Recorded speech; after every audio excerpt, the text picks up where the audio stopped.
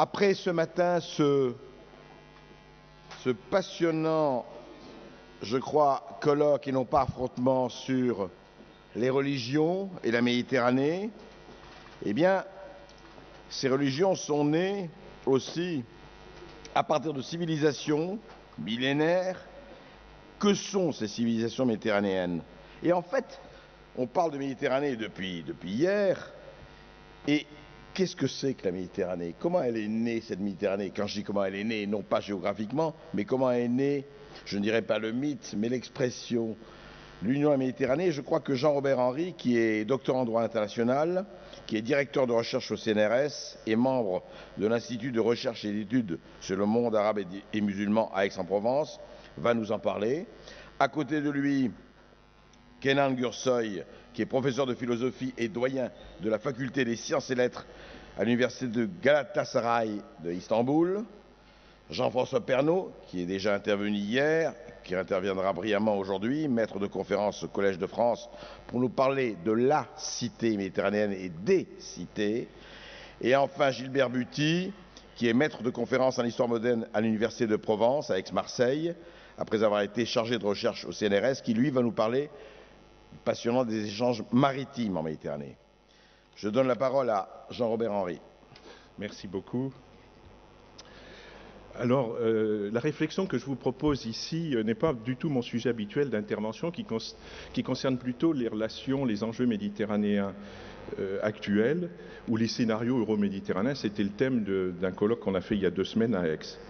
Mais en même temps, revenir sur les usages de l'histoire, c'est pas du tout coupé effectivement du présent.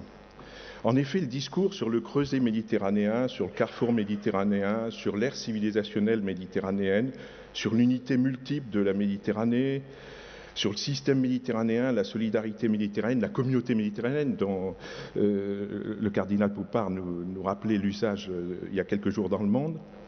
Ce discours est tellement présent dans la conscience des acteurs politiques et dans leurs arguments qu'il faut nécessairement en tenir compte avec circonspection pour éviter les malentendus. Alors, la Méditerranée apparaît à nos regards contemporains comme un espace à la fois donné par la nature et construit par l'histoire.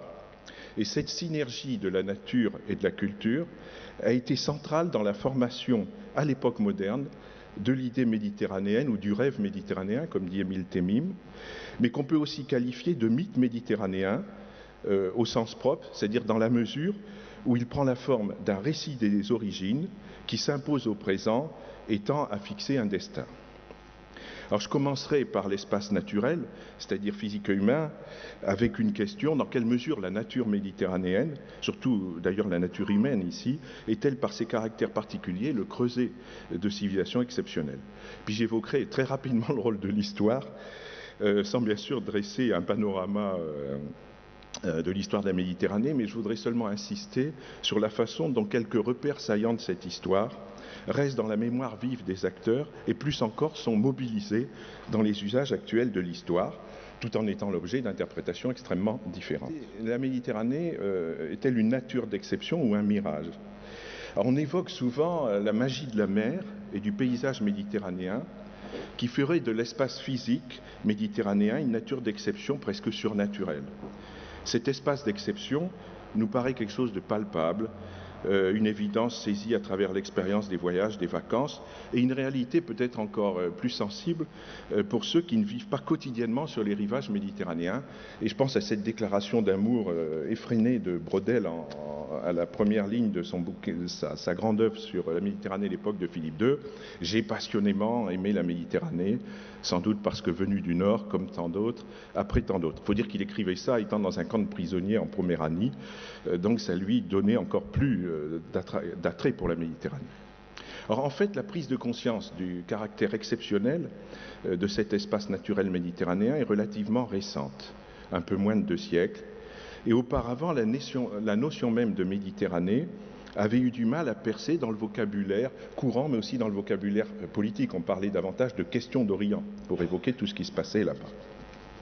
Et sans revenir sur le sujet qui est très connu, on est passé au XVIIIe siècle de l'adjectif Méditerranée au sens propre du terme, qui voulait dire au milieu des terres, au substantif Méditerranée, la Méditerranée, seulement à partir de la fin du XVIIIe siècle. Et ce substantif, la Méditerranée, a lui-même suscité un nouvel adjectif méditerranéen à très forte charge affective.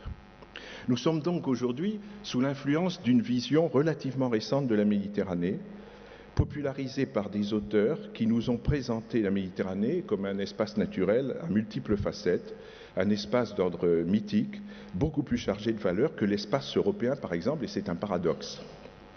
Alors, les auteurs qui ont contribué à fixer cette idée d'une nature méditerranéenne exceptionnelle sont d'origine intellectuelle très diverses, mais ils ont en commun d'avoir amalgamé, autour d'une célébration de l'espace physique méditerranéen, plusieurs approches de la réalité méditerranéenne. Ces assemblages ont varié dans le temps, je donnerai quelques exemples. Le géographe Élisée Reclus, par exemple, est le premier dans sa géographie universelle, en 1875, à tenter une synthèse à la fois géographique, historique, économique et culturelle de l'espace méditerranéen. Avant lui, il y avait eu l'intuition qui a été redécouverte récemment de l'ingénieur saint-simonien Michel Chevalier. En 1832, il avait fait un petit livre qui s'appelait « Le système méditerranéen », mais ce système, c'était en fait un système de communication qu'il essayait de proposer pour unir l'Orient et l'Occident. Il y avait la vision d'un ensemble, mais son système était plutôt un réseau de communication. Autre exemple encore, en 1943, toujours pendant la guerre, le politologue André Siegfried propose une vue générale de la Méditerranée dans laquelle il intègre aussi bien ce qu'il appelle la race méditerranéenne ou humanité méditerranéenne que la géographie physique, le climat, la végétation, les productions, les régimes de propriété, les échanges. Mais c'est bien sûr Fernand Braudel, l'historien, qui contribuera le plus à vulgariser, par ses travaux, comme par ses formules éblouissantes, une vision à la fois géographique, historique, humaine, culturelle de l'unité de la Méditerranée et des trois temps de son histoire. Alors ce qui est curieux, ce ne sont pas avec des mots différents que les écrivains parlent de la Méditerranée. Camus, les écrivains de l'école d'Alger, dans les années 30, ont célébré le mariage de la mer et du soleil dans cette Méditerranée, donc avec des mots qui résonnent fortement avec ceux des auteurs que j'évoquais. Et aujourd'hui, les écologistes, on vient de sortir il y a quelques jours un énorme bouquin du Plan Bleu sur les scénarios méditerranéens. Les écologistes considèrent à leur tour la Méditerranée comme un patrimoine unique et menacé qu'il faut tout faire pour sauvegarder. Alors cet espace exceptionnel, certains y ont vu aussi un concentré du monde, et je pense à Yves Lacoste, le géopoliticien, qui s'était mis en quête de trouver d'autres Méditerranées dans la planète. Il en a trouvé 4-5, je ne sais plus où il s'est arrêté, sans en trouver cependant une aussi parfaite. Donc si les mots pour dire et célébrer la Méditerranée ont en commun d'être chargés de beaucoup d'affect sous la plume de la plupart des auteurs, l'espace méditerranéen apparaît pourtant très difficile à définir sur le plan physique comme sur le plan humain. Bon, j'ai pas du tout le temps d'insister sur le plan physique ici, et les géographes l'ont très bien fait. Je voudrais dire quelques mots sur la Méditerranée des hommes. Et je crois qu'encore plus que pour la Méditerranée physique, il est difficile de cerner ce qu'est l'espace humain méditerranéen. Au XIXe siècle, certains savants ont tenté de démontrer l'existence d'un peuplement commun des rives de la Méditerranée en recherchant les ancêtres de ce qu'on appelle aujourd'hui dans les commissariats le type physique méditerranéen. Les anthropologues physiques se sont mis en quête donc d'une race ibérique commune qui borderait les rives de la Méditerranée occidentale ou bien d'une race euro-africaine à partir d'hypothèses émises sur l'origine européenne ou vandale des Berbères. Les Berbères ont été très sollicités dans ces entreprises. Ils ont été un enjeu important des reconstructions de l'histoire des populations, le plus souvent pour affirmer leur parenté avec la rive nord. Et l'enjeu était double, en fait. Il s'agissait d'une part de définir une ère culturelle nouvelle, sud-euro-africaine, le sud de l'Europe et le nord de l'Afrique, distincte d'une ère européenne plutôt germanique. Il s'agissait d'opposer entre elles deux identités européennes, et c'est quelquefois un écho, on a quelquefois dans des débats actuels politiques des échos de cette vision du monde. Bon, plus tard, l'objectif a été davantage colonial, souligner la particularité berbère, c'est-à-dire non arabe de l'Afrique du Nord, et les proximités ethniques ou culturelles avec l'Europe. Mais un argument souvent avancé aussi à l'époque coloniale pour souligner l'unité humaine de la Méditerranée, c'était de renvoyer globalement les Méditerranéens à leurs ancêtres romains, en forçant un peu les choses. Et bien sûr parce que Rome avait réalisé l'unité du bassin méditerranéen. Donc on a recherché divers traces des comportements culturels susceptibles de démontrer que certaines populations, et bien sûr les Berbères aussi, seraient les descendants ou les héritiers plus ou moins directs des Romains. La littérature coloniale a énormément contribué à vulgariser cette thématique. Et je pense par exemple très fréquemment l'image du colon, du paysan qui en grattant sa terre ingrate trouve une pierre romaine avec des inscriptions et il sait que c'est un titre de propriété de sa terre, quoi, ça légitime sa présence. Alors dans ces quêtes d'une unité ou d'un brassage humain ancien de la Méditerranée, beaucoup plus rares ont été les références à l'héritage des poussées musulmanes vers l'Europe. Peu d'Européens se sont revendiqués comme descendants des Sarrasins. Mais il y a une thèse sur le sujet, d'ailleurs, dirigée par Philippe Joutard. Et quant à l'héritage andalou, qui est si valorisé dans ses expressions culturelles, dans son architecture, il est aujourd'hui étonnamment dépeuplé de ces hommes. Alors ne parlons pas des flux migratoires récents, venus du Sud, qui donnent davantage prise à des discours de peur ou de méfiance qu'à la conscience des nouveaux creusets humains qui se forment et qui ont été bien soulignés par les démographes. Je pense à ce qu'avait montré Michel Tribala sur les pratiques exogamiques. En fait, l'homme méditerranéen ne retrouve son unité que dans le discours savant des spécialistes de la préhistoire. Concernant l'espace humain méditerranéen moderne, il y a bien sûr un discours assez dominant des anthropologues, de certains géographes, qui insistent davantage sur la communauté de mœurs que sur la communauté humaine, la communauté de sang en Méditerranée. Ils relèvent dans l'ensemble du bassin méditerranéen de mêmes comportements économiques et sociaux, la même relation sédentaire-nomade, la même relation entre espace public et privé, de mêmes pratiques à l'intérieur des familles, le même sens de l'honneur. Je pense à Germaine Tillon. Et cette vision de la société méditerranéenne, au singulier, a été victime aussi, comme disait Jocelyne Dacia, de l'illusion méditerranéiste. On a peut-être un peu trop chargé cette idée de l'unité de la Méditerranée, mais c'est un discours assez bien accepté car il n'est pas fusionnaire et il insiste plutôt sur la complémentarité des différences. Je pense à des gens comme Christian Bromberger qui ont beaucoup écrit sur le sujet. Or, cette vision actuelle des anthropologues à propos de l'espace humain méditerranéen n'est finalement pas très éloignée de la vision de Valéry quand il parlait de l'homme méditerranéen et de l'humanisme méditerranéen. Lui aussi, il insistait beaucoup sur la diversité humaine, l'extrême diversité des populations qui avaient peuplé cette mer exceptionnelle. Mais il disait que de cette diversité était né un homme, alors là, au singulier avec des majuscules partout. L'homme mesure des choses, l'homme élément politique, membre de la cité, l'homme entité juridique définie par le droit, l'homme égal à l'homme devant Dieu, etc. Ce sont des créations presque entièrement méditerranéennes. Et pour lui, ces créations méditerranéennes ont inspiré aussi la nouvelle Europe. Cette envolée lyrique de Valéry est très souvent citée. Il faut peut-être la remettre dans son contexte. C'était la leçon d'ouverture à l'Académie, au Centre universitaire méditerranéen de Nice. Et l'objectif de Valéry, c'était d'inviter les gens, ses collègues, à étudier la Méditerranée en tant que dispositif à faire de la civilisation. C'est ce qu'il disait, en tant que système orienté sur la fabrication civilisationnelle. Bon, cependant, ce discours très généreux et un peu lyrique sur l'homme méditerranéen, un homme mythique vivant en étroite symbiose avec une nature d'exception, a eu tendance à refouler, depuis les années 30, les dimensions plus réalistes et concrètes de l'espace humain méditerranéen.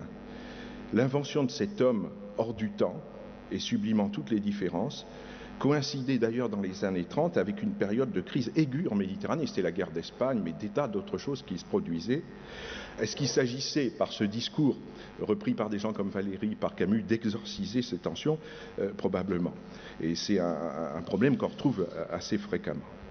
Alors si on abandonne maintenant, juste pour quelques lignes pour terminer sur la nature humaine, si on abandonne le piédestal sur lequel on a un peu eu tendance à sacraliser l'homme méditerranéen et qu'on recherche des indications plus concrètes et actuelles du peuplement méditerranéen, bon, il faut prendre en considération quelques observations simples. D'abord, c'est que l'estimation de la population méditerranéenne est très difficile à faire. Elle varie beaucoup selon ce qu'on prend en compte. Si on prend en compte la population de tous les États riverains de la Méditerranée, c'est énorme. Si on se limite aux régions méditerranéennes, c'est beaucoup plus modeste. Si on prend en compte les Méditerranéens émigrés dans les régions du Nord ou partout ailleurs, c'est encore un autre mode de calcul. Ce peuplement méditerranéen, ce sont aussi des réalités changeantes. L'Afrique du Nord, qui était peu peuplée il y a un demi-siècle, compte aujourd'hui près de 80 millions d'habitants. Une autre réalité changeante, c'est celle des mouvements migratoires. Pendant longtemps, je rappellerai que les flux migratoires sont venus du nord vers le sud. Il y a eu un renversement de tendance au moment de la décolonisation. Il se poursuit aujourd'hui. Mais ça veut dire aussi que les zones de creuset humain ou de cohabitation se sont déplacées du sud vers le nord. Marseille, qui compterait entre 20 et 25% de musulmans, est une ville cosmopolite. Elle l'a toujours été, mais elle est plus que jamais cosmopolite, alors que Oran a cessé d'être une ville cosmopolite, mais pas sur un plan culturel. Alors c'est ça qui est un paradoxe aussi. Jamais, par exemple, les populations du Maghreb n'ont été autant branchées culturellement sur les télévisions, ont une pratique pluriculturelle beaucoup plus forte que nous. Et nous avons une pratique plus humaine. Et l'espace humain méditerranéen, dernière remarque à propos de l'espace humain, il ne s'imagine pas seulement par le haut, sous forme d'un rêve plus ou moins accessible. La réalité humaine méditerranéenne se construit aussi par le bas à travers des pratiques individuelles, des pratiques culturelles que j'évoquais, regarder la télé de façon massive. Donc ça amène les populations du Maghreb à partager notre vie en temps réel avec les Européens du Sud par les paraboles, même si le fait qu'ils regardent à nos fenêtres ne leur ouvre pas la porte de l'Europe. Mais il y a aussi justement pour ouvrir la porte de l'Europe, il y a aussi des stratégies individuelles qui sont de plus en plus intéressantes et significatives. Il y a actuellement plusieurs millions de binationaux qui justement développent des stratégies de binationalité. C'est au maximum d'avoir la binationalité pour pouvoir traverser ces fameuses frontières méditerranéennes que l'Europe a construites depuis une vingtaine d'années dans cette région. Et ça crée un espace inattendu de citoyenneté méditerranéenne. Ces citoyens des deux rives seraient aujourd'hui plusieurs millions en Méditerranée. C'était un phénomène connu pour Israël, déjà, dont beaucoup de citoyens sont européens, sans compter les 600 000 Marocains, nationaux marocains, théoriquement. Mais c'est aussi, je crois qu'il y aurait 2 millions de binationaux franco-algériens, il y a beaucoup au Maroc aussi, c'est-à-dire ce sont des chiffres assez importants. Sur le rôle de l'histoire, j'ai encore 7-8 minutes, ça va ? Bon. 5. Sur le rôle de l'histoire. Alors, dans la construction d'un système ou d'un espace méditerranéen, et je voudrais évoquer très rapidement 4 usages de l'histoire dans le présent, donc qui sont mobilisés dans des sens différents et qui alimentent des versions différentes du mythe méditerranéen. Bon, premier usage de l'histoire ultra courant qu'on entend tout le temps, c'est le fait que la Méditerranée soit lieu des origines pour les 3 grandes religions monothéistes. Qui sont diffusés très vite dans l'ensemble de l'ère méditerranéenne en profitant de tout ce qui faisait déjà exister cette ère comme civilisation commune à l'époque antique. Alors, il est vrai que, à propos des religions et autour des religions, les hommes se sont beaucoup affrontés en Méditerranée. Mais il importe de ne pas réduire l'espace religieux méditerranéen à une opposition radicale entre des grands blocs religieux qui ne se mélangent pas à la manière de la Vulgate de Huntington. Je crois qu'il ne faut surtout pas essentialiser les religions. D'abord parce que ces religions ont connu à l'intérieur de chacune de nombreuses variantes, fragmentations, hérésies. Deuxièmement aussi parce que l'espace religieux méditerranéen est très intriqué. Je pense on évoquait la Syrie tout à l'heure, c'est vraiment une image extraordinaire quand on connaît le Maghreb, de voir la Syrie, où il y a cette intrication des communautés. Quand on visite la grande mosquée de Damas, tout le passé et le présent se croisent là-dedans, dans une intrication religieuse tout à fait étonnante, puisqu'il y a même la tombe de Saint Jean-Baptiste, un minaret Sidi Aïssa, etc. Autre chose aussi importante, c'est que le franchissement des frontières confessionnelles, qui n'était pas du tout une question à l'ordre du jour il y a encore 30 ans, 50 ans, a cessé d'être exceptionnel. Il y a peut-être 30 000 Français qui se sont convertis à l'islam, mais le phénomène de conversion touche aussi des musulmans, aussi bien en France. Il y a les phénomènes qu'on connaît sur les évangélistes au Maghreb. Mais il y a aussi des formes de fréquentation moins banales, plus respectueuses, peut-être des frontières conventionnelles par des pratiques synthétiques. On a un collègue, Dionigi d'Albera, qui s'est beaucoup intéressé au pèlerinage commun. Au lieu de pèlerinage commun, il en a recensé plusieurs centaines de pèlerinages communs entre notamment l'islam et le christianisme. Et bon, ceux qui connaissent Alger, Notre-Dame d'Afrique a toujours été fréquentée par des musulmanes, peut-être à cause de l'inscription qui figure dans le chœur Notre-Dame d'Afrique, priez pour nous et pour les musulmans. C'est une vieille inscription. Donc aujourd'hui, peut-être une certaine lecture de l'histoire et des événements politiques nous pousse à considérer les grandes religions comme des ensembles incompatibles. Et je pense au débat sur la Turquie. Et il me semble aussi qu'il y a une certaine invention de l'Europe qui n'était pas ce qu'avaient dans la tête les fondateurs, les pères fondateurs de l'Europe, mais aujourd'hui il y a une certaine forme d'invention de l'Europe qui fait de l'islam une altérité absolue de l'extérieur et de l'intérieur. Je crois que c'est quelque chose de dangereux et qui a sans doute, et bien sûr en contrepartie, nous Européens, on devient blancs et chrétiens, ou blancs et judéo-chrétiens. C'est une dialectique dangereuse. Et c'est vrai que je préfère les visions plus dialogiques, ce qu'évoquait Thierry Becker tout à l'heure. Deuxième usage très rapidement de l'histoire qui fait référence à l'unité de la Méditerranée, c'est l'Empire romain. Bon, là aussi, c'est la seule expérience d'unité politique. Mais les gens n'en ont pas tous la même mémoire. Nous, les Européens, on en a fait un énorme usage à différentes périodes de notre époque. Le Saint-Empire, l'Empire de Charlemagne, Saint-Empire romain germanique, la colonisation française de l'Afrique du Nord, la colonisation italienne, tout ça. Je dirais même l'Empire et les nouveaux barbares, le titre du bouquin de Ruffin. Il faut noter que cette référence à l'unité de la Méditerranée fait beaucoup moins sens au sud. Troisième usage de l'histoire, à propos des croisades. Là, je prends au contraire un exemple d'un symbole apparemment absolu des clivages de la Méditerranée et des tentatives de conquête de l'Orient par l'Occident.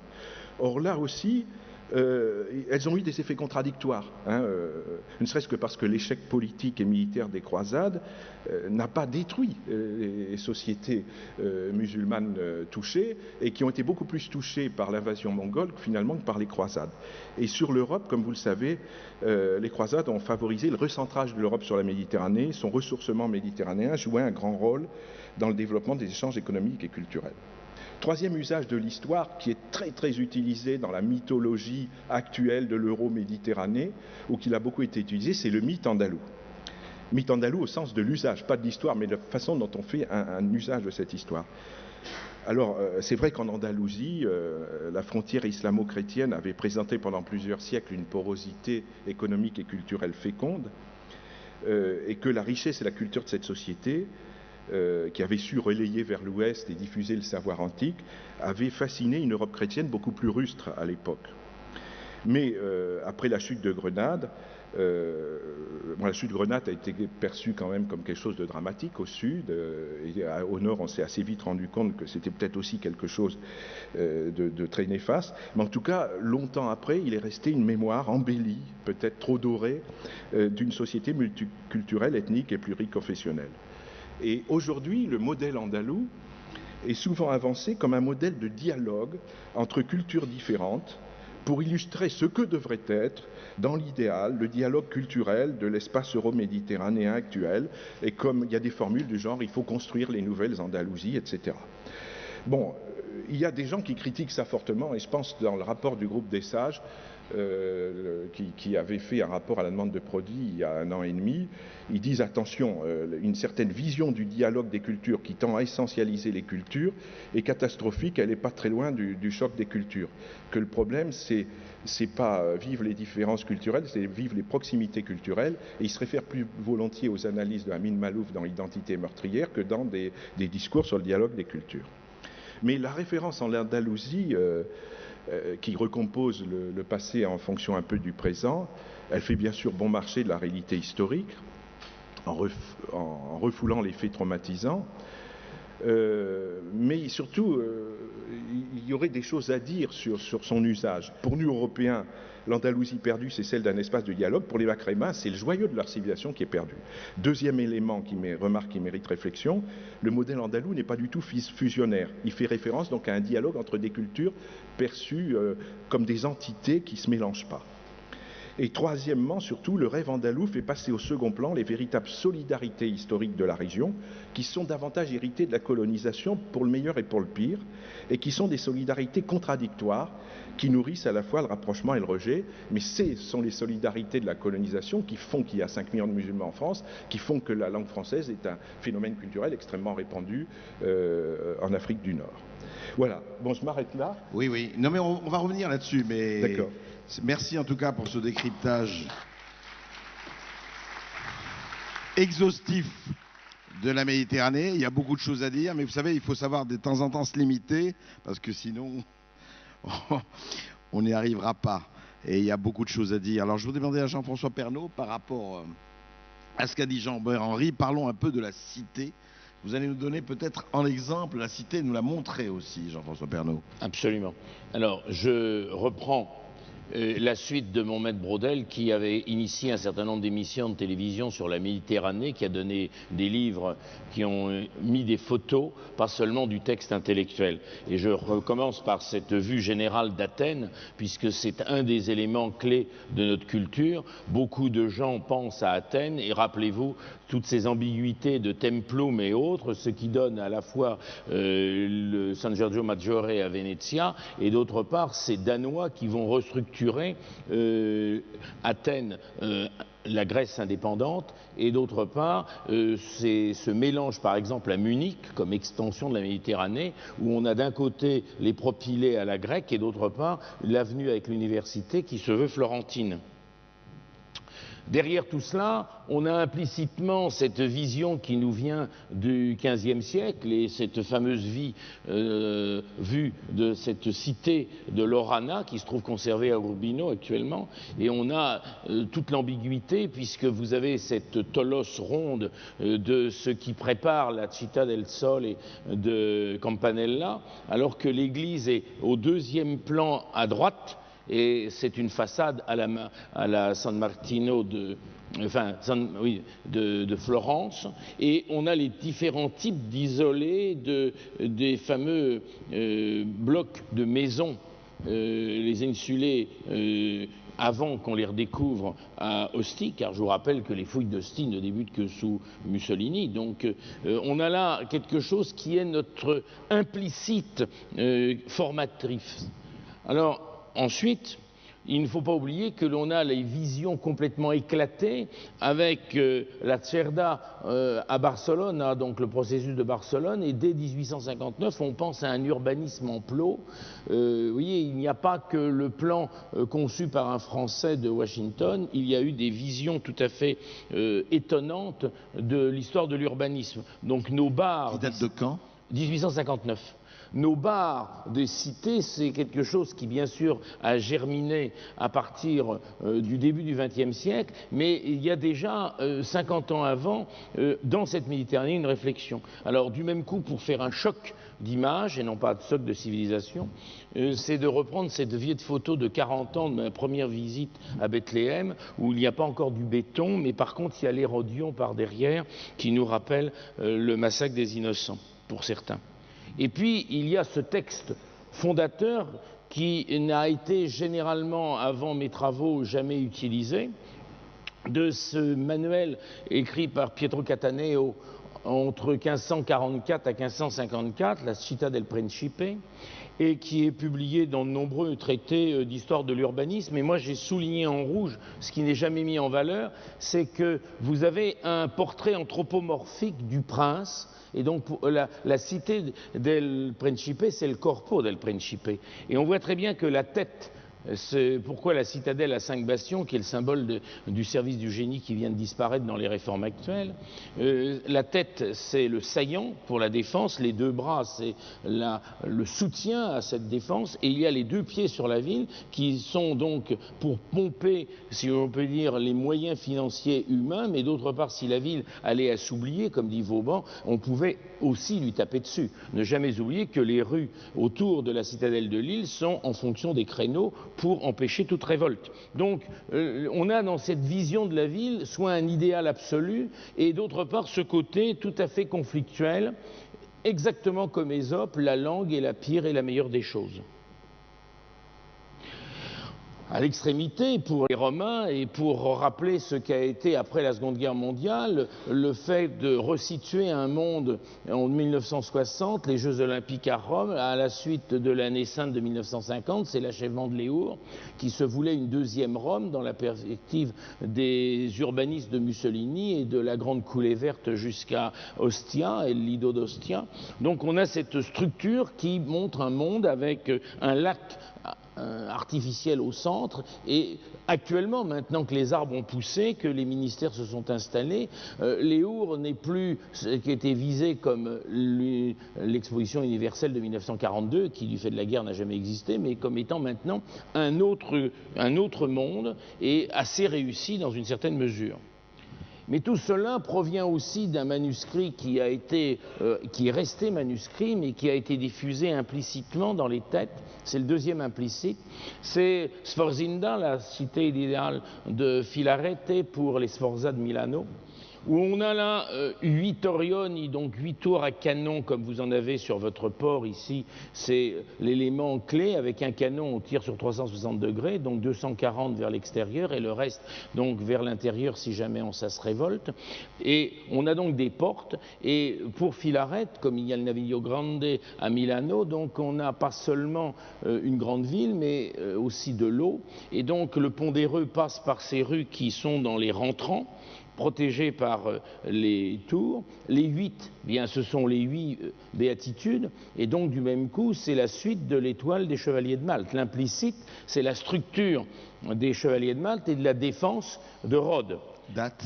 Là, nous sommes en 1450, c'est-à-dire que c'est avant même les travaux du grand maître d'Amboise et la restructuration avant la chute définitive, mais par trahison, je rappelle, de Rhodes en 1522. Alors ensuite, vous avez 2 types de places, c'est ça qui est intéressant. Vous avez les places noires et les places blanches. Alors, il n'y a pas de jeu, c'est simplement pour des questions graphiques. Alors, les places blanches correspondent aux portes, ce sont les marchés spécialisés.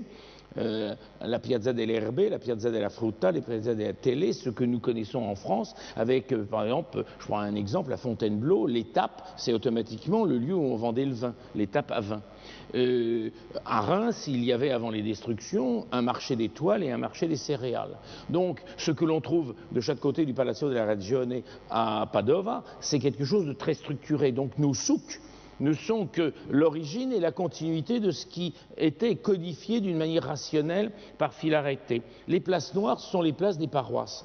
Prenons l'exemple de Venise, où le patriarche est renvoyé à San Pietro de Castello de l'autre côté de l'arsenal, on le cantonne, mais si vous voyez partout, pour ceux qui connaissent Venise, partout il est indiqué parrochiade, c'est la structure même, c'est le tissu paroissial. Et donc du même coup, le tissu paroissial donne la compagnie de quartier, la compagnie bourgeoise de défense, ce sont les tableaux de Franz Hals, même les protestants, les réformés pensaient au tableau de Rembrandt, que maintenant nous savons s'appelle l'Aubette et non pas la Ronde de nuit. Donc chaque 8e est donc entraîné le dimanche après la messe par les compagnies franches que Louis XII a essayé de structurer en France, les francs archers, et donc on a là vraiment un centre qui est vu comme un forum. Il sera étudié également par Alberti, Léon Battista Alberti. Le Filarete reprend tout cela pour donner une cité idéale tout à fait structurée. Sinon, on a les cités ordinaires, que l'on a vu et rappelle ce qu'on a vu hier, c'est-à-dire le marché spontané, parce que la première des choses, c'est l'échange. Hier, je vous ai montré le puits de Beersheba, là c'était Gardaïa, et ce qui est dramatique pour moi intellectuellement, c'est que l'Encyclopédia Universalis, dans sa première version, nous donne ce plan de Tolède avec le système de rues spontanées et que l'on retrouve aussi bien, et c'était en comparaison avec Meknès-Éphèse, alors que les versions actuelles de l'Encyclopédia Universalis ont complètement râpé ces différents plans qui nous rappellent ce qu'était ce tissu en système d'arêtes de poissons, une rue centrale et des impasses, et d'autre part toutes ces petites mosquées de quartier qui sont devenues les églises après la reconquête du XIIe siècle. Et on a ce choc à Pergame, où l'on a cette cité moderne, parce qu'il y a donc des activités modernes et étatiques à Pergame, et vous avez en arrière-plan les 3 villes que représente l'ensemble de Pergame, qui pour moi a été quelque chose de fondamental, outre le parchemin. Depuis que j'étais scolarisé en 6e, je rêvais d'aller à Pergame, j'ai eu la chance d'y aller 2 fois, c'est tout à fait prodigieux.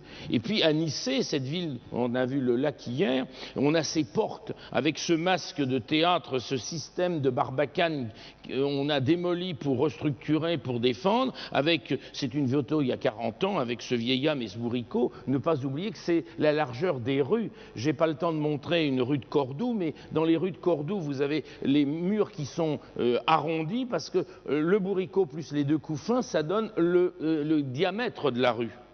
Donc c'est des choses très concrètes et très matérielles, car à cause des problèmes de fouilles, puis ensuite, j'imagine, pour quelques touristes qui avaient peur du soleil, le fait d'avoir replanté des arbres sur l'ancienne de l'agora d'Athènes rend cette lisibilité quasiment impossible quand on regarde ceci de l'acropole.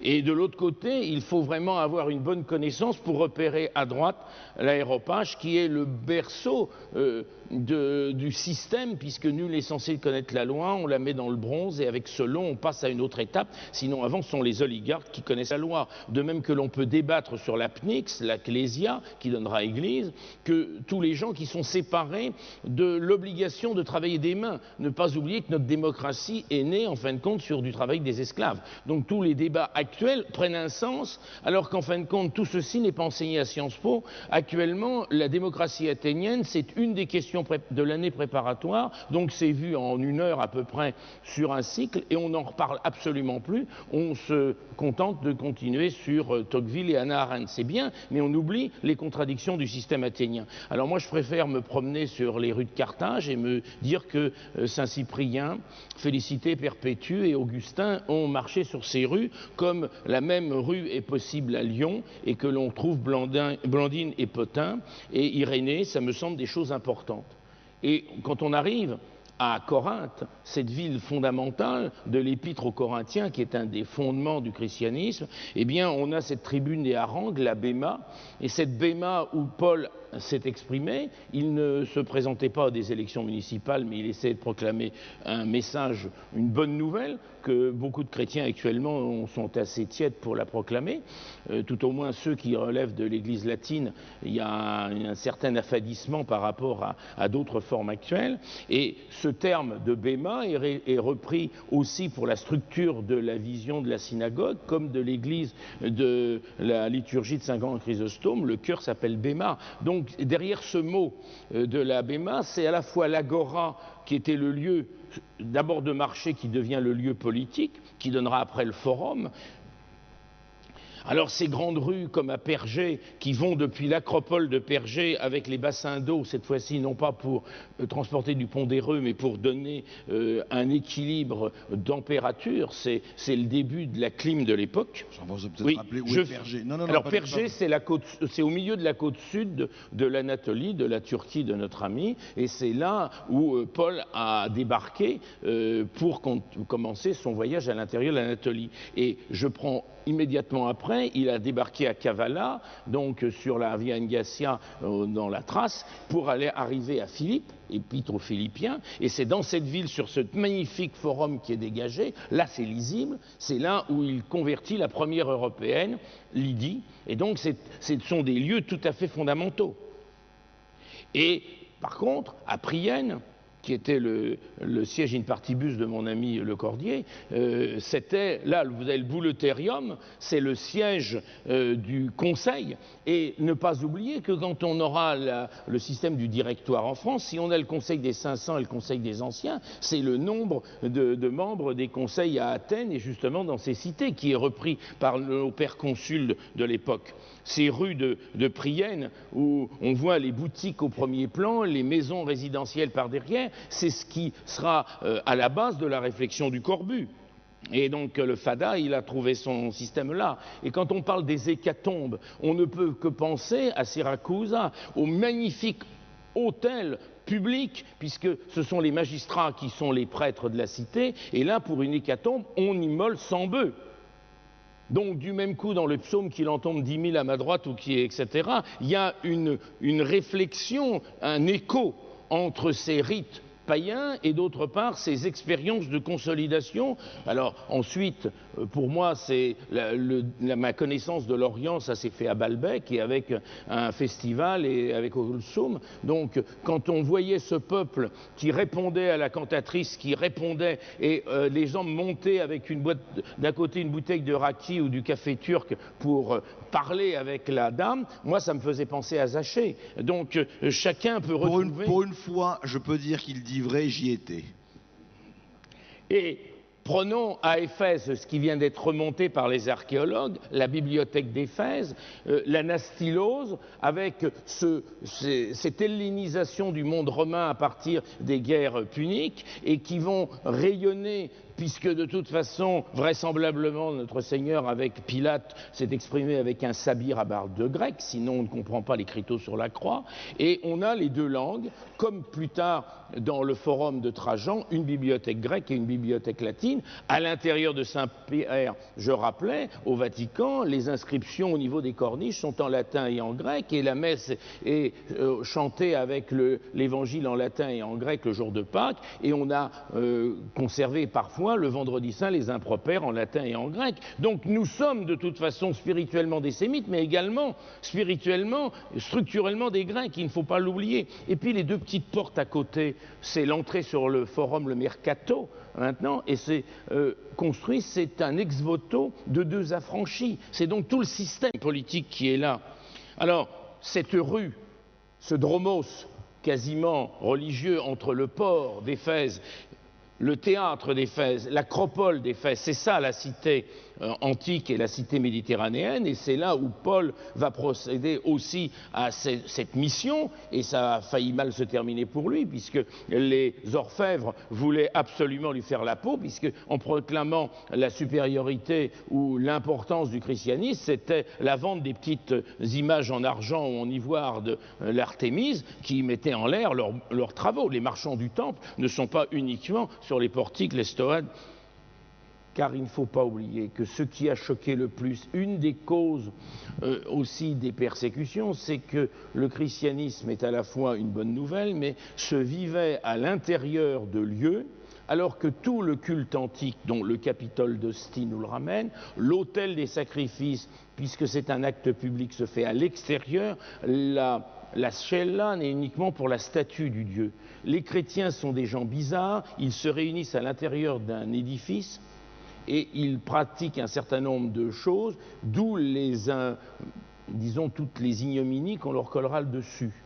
Effectivement, ceci vient de la synagogue, et d'autre part, cette salle deviendra la salle de prière, et la mosquée de Cordoue, la basilique Saint-Vincent, sera d'abord mixte, comme le simultanéum à Unavir en Alsace, où le matin c'est la messe catholique et à 11h c'est la scène protestante. Vous avez ceci qui s'est vécu, et du même coup le podium antique, le travail de Romain, quand on n'a pas une colline comme en Grèce, on construit une masse de briques. Je termine pour cette fois-ci. Ne pas oublier, vous avez ce qui donnera aussi, on a évoqué tout à l'heure le fascisme qui est rampant, c'était très net dans les fouilles des années 20 avec Mussolini à Ostia, et donc là collait le système politique que Mussolini mettait en place par cette place des corporazioni, donc les faisceaux et corporations, et on retrouvait des corporations, enfin on utilisait ce terme pour parler de ces scolés, qui ne sont pas des écoles comme on traduit dans le Guide vert, mais qui sont des structures de dans les manques sociaux, ce qui explique par la suite comment des communautés chrétiennes ont pu fonctionner. Donc c'est là où il faut passer au crible le communautarisme, puisque ça a permis aux chrétiens à Péra, à Galata, dans les structures byzantines pour les latins de survivre, puis ensuite ottomans aux chrétiens de commencer à survivre, de même que vous avez l'église des Greci à Venise, qui sont encore des gens qui relèvent de Constantinople.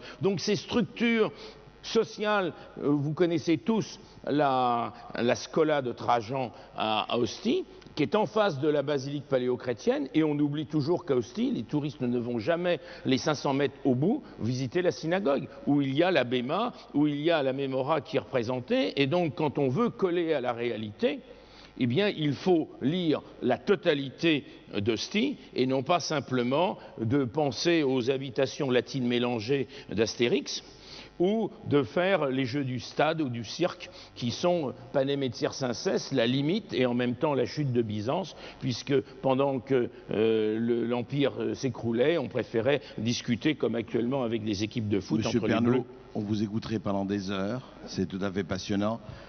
On va revenir vers vous et vous pouvez l'applaudir parce que il est absolument passionnant et on va continuer cela. Simplement, je voudrais enchaîner un peu sur les exposés. Gilbert Buty, sur les échanges maritimes en Méditerranée. Voilà, Monsieur le Président, je vous remercie et je tiens à exprimer tous mes remerciements aux organisateurs, au premier chef, Monsieur le député maire, pour avoir invité à participer donc à ces réunions, à ces rencontres, et également peut-être à ce défi lancé par l'amiral Coussilière, à savoir de présenter des échanges maritimes comme vecteur culturel sur la très longue durée. Un défi, disons plutôt une mission impossible. Mission impossible, je me limiterai donc à un simple cabotage. Un cabotage dans le temps avec quelques arrêts, quelques pauses, quelques escales dans les ports. Des ports qui apparaissent comme des lieux privilégiés pour cette perméabilité, pour cette porosité. En faisant d'autre part des escales légèrement plus longues sur les 16, 17 et 18e siècles, ce que les historiens appellent l'époque moderne, dans la mesure où c'est l'espace temporel qui m'est le plus familier. Méditerranée des échanges, Méditerranée des marchands, Méditerranée signifie aussi Méditerranée, bien sûr, des échanges maritimes. Échanges maritimes, depuis l'Antiquité, les Phéniciens, les Grecs, les Romains ont constellé les rives de la Méditerranée de nombreux comptoirs, de nombreux ports. Échanges nombreux, constellations portuaires, îles actives, et ceci tout au long de l'Antiquité et au Moyen-Âge. Il suffit de rappeler des noms comme Venise, comme Gênes, comme Pise, mais également des cités d'Égypte ou d'Anatolie. Avec les grandes découvertes, avec les 15-16e siècles, il y a donc un changement profond qui se produit dans les échanges maritimes, dans les courants commerciaux. Fernand Braudel a fortement insisté sur ces transferts, sur ces modifications de courants qui privilégient désormais l'Atlantique, qui privilégient désormais les espaces océaniques, mais également l'Europe du Nord-Ouest. N'oublions pas cependant que ces grandes découvertes sont aussi filles de l'humanisme et de la Renaissance, autrement dit de la redécouverte d'Aristote, et par là de la redécouverte permise par des échanges avec le monde arabo-musulman. Averroès, surtout, Avicenne également, ont été déjà convoqués il y a quelques instants. Avec les grandes découvertes, donc, trafic modifié, mais trafic qui pourtant n'abandonne pas la Méditerranée. La Méditerranée reste active, reste dynamique. Il y a un effacement, certes, mais il y a toujours des échanges très, très fructueux. Échanges de produits au sein même de la Méditerranée, pour une complémentarité entre les différentes rives, blé, huile par exemple. Mais également la Méditerranée qui apparaît comme un trait d'union entre des continents lointains, entre l'Amérique, entre l'Asie. C'est l'occasion donc en Méditerranée de brassage, de passage, de transfert de produits, de légumes, de techniques. C'est aussi en Méditerranée Méditerranée que s'opèrent dans ces changements des inversions de courant. Songeons par exemple au moka, le moka d'Arabie qui a été diffusé vers l'Europe du nord-ouest et qui ensuite va être concurrencé par le café des Antilles. Et donc il y a là en Méditerranée des modifications culturelles également, culinaires, et avec aussi l'apparition d'ustensiles, l'apparition de fingos, c'est-à-dire de mazagrans ou de cafetières, dans les inventaires après décès des gens de mer en Provence à la fin du XVIIe siècle. Méditerranée active, Méditerranée des échanges, où ces marchands, où ces marins, ces gens de mer se rencontrent, se croisent, bavardent. Un sabir, ce qui est qualifié de lingua franca, ce mélange de données venues des différentes rives de la Méditerranée, où on fait appel, lorsqu'on veut rédiger des documents officiels, à des hommes de plus grande confiance peut-être, les drogmans, ces interprètes, ces hommes de l'entre-deux qui sont à la fois des hommes qui ont le prestige du savoir, mais en même temps aussi dont on peut se méfier dans la mesure où ils sont justement ces intermédiaires, ces interprètes. Échanges techniques, échanges ne serait-ce que dans la construction navale, bien entendu, dans les mathématiques, on en reparlera sans doute bien sûr demain, de la comptabilité de ces marchands, pour la rédaction de contrats, la rédaction d'assurances, la distribution, la diffusion de monnaie. Il suffit de regarder ce qu'il y a dans une caisse, dans une bourse d'un capitaine en Méditerranée au XVIIe, XVIIIe siècle pour voir ce mélange des monnaies et qui montre bien aussi cette multiplication des échanges et des monnaies qui n'effraient absolument pas les marins dans leur comptabilité. Et l'écrivain de bord jongle avec ces différentes espèces. Échange également dans le domaine des techniques de pêche, par exemple. Il suffirait d'évoquer la madrague que l'on trouve aussi bien sur les rives sud que sur les rives nord, et nous sommes ici bien placés pour le savoir. Cependant, pas de pavillon. On ne parle pas d'un bâtiment, d'un bateau anglais, hollandais. On ne parle pas d'un bateau marocain ou tunisien en Méditerranée. On parlera d'une caraque catalane, d'un chebec tripolitain, d'une tartane languedocienne, d'une galère vénitienne. Donc il n'y a absolument pas de clivage à l'époque moderne. Alors, il ne s'agit pas pour autant d'exalter une Méditerranée fraternelle, une Méditerranée virtuelle. Il faut aussi évoquer bien sûr les conflits, les frictions. On pourrait parler de la piraterie bien entendu, de la course. On pourrait parler de ce risque de l'esclavitude pour nombre de ces marins capturés. On pourrait aussi parler bien sûr des entraves mises à la création d'une flotte. Les chrétiens et les francs en particulier gênent la mise en place d'une flotte ottomane. Mais tout ceci aussi s'inscrit dans des courants d'échange, dans des courants de produits, de marchandises, de techniques, des échanges marchands, ne serait-ce par exemple que le rachat des captifs, qui donne là aussi tout un circuit de circulation d'hommes et d'espèces.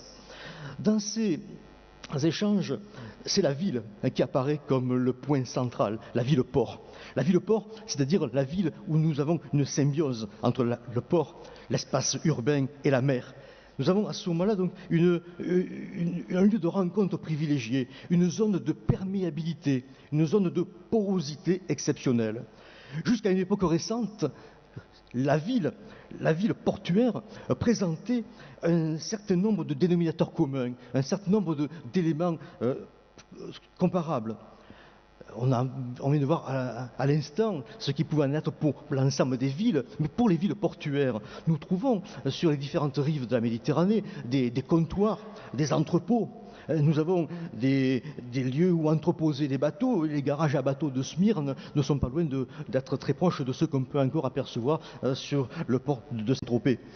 C'est aussi la présence de consulats ou de chancelleries. C'est la présence de quartiers où circulent, où se côtoient. Parfois, c'est peut-être excessif. Je songe en particulier au fameux tableau de Joseph Vernet qui nous montre le quai du Vieux-Port qui est reconstitué, qui est imaginé, fantasmé peut-être, avec ces marchands ottomans qui circulent, qui flânent, qui bavardent à côté d'autres marchands ou de pêcheurs ou de vendeuses de fruits et légumes. Mais il y a aussi des quartiers avec des rues bien spécifiques, songez à la rue des Francs par exemple, à Smyrne. Et nous avons aussi des similitudes. Le fondouk ici, le fondaco là, la loge des marchands ou la loggia. Il y a là aussi des similitudes qui sont bien sûr des éléments de réponse à des besoins, à des demandes semblables. Lieu de culte aussi, bien sûr, lieu de culte pour ces minorités qui sont bien souvent encastrées dans la cité, encastrées et qui sont autant de relais pour des informations, la constitution de réseaux, de groupes, et des réseaux qui ont parfois des ramifications assez étonnantes. Je songe à ces marchands de Livourne qui ont des liaisons avec des marchands de Lisbonne et qui entretiennent des contacts avec ceux de Goa. Il y a là un trafic d'épices, de soieries et de diamants entre des marchands qui ne se connaissent pas mais qui ont su constituer finalement un élément essentiel, à savoir la confiance. Donc, bien sûr, la ville portuaire, la ville port est perméable et poreuse. Et tous les groupes ne sont pas aussi réceptifs. Ce sont bien souvent les gens de mer, les négociants, les courtiers qui apparaissent comme des relais pour la diffusion de cette culture marchande, mais au-delà de cette culture plus générale.